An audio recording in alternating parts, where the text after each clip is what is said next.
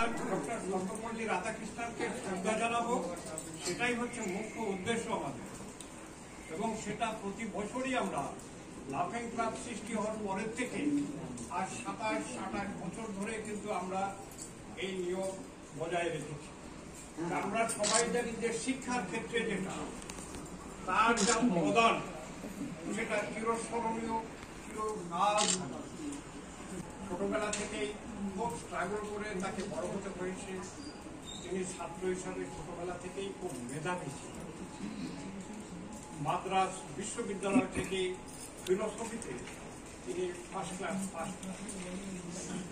মজুমদার, তিনিও কলকাতা বিশ্ববিদ্যালয়ে ফিলোসফি উনি হেড অফ দি ডিপার্টমেন্ট ছিল। অন্নভূষণ মজুমদার তার direct student doctor Sarvepalli Radhakrishnan.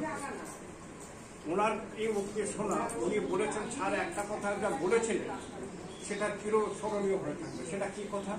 যে একটা শিশু যখন জন্মায় সে নির্দিষ্ট কিছু মেধা নিয়ে জন্মায় এবং সে যদি সুস্থ পরিবেশ পায় স্বাভাবিকভাবে তার সব দিকের বৃদ্ধি করে।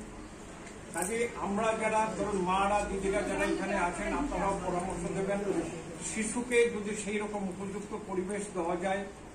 তোমরা মোদের আলোর দিশারি, তোমরা শিক্ষাদাতা, তোমরা মোদের শিক্ষাগুরু, জীবন পথের ত্রাতা।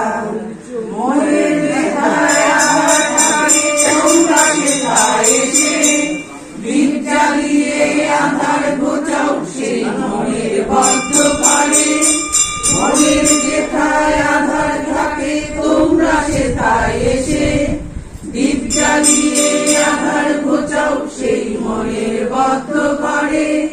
তোমরা মোদের আলোর দিশারি, তোমরা শিক্ষাদাতা, তোমরা মোদের শিক্ষা গুরু, জীবন পথের ত্রাতা। তোমরা মোদের আলোর দিশারি, তোমরা শিক্ষাদাতা, তোমরা মোদের শিক্ষা গুরু, জীবন পথের ত্রাতা।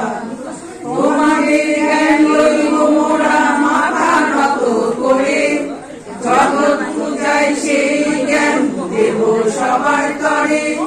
তোমাদের জ্ঞান লইব মোরা মাথা নত করে, জগৎ পূজায় সেই জ্ঞান দেব সবার তরে। তোমরা মোদের আলোর দিশারি, তোমরা শিক্ষাদাতা।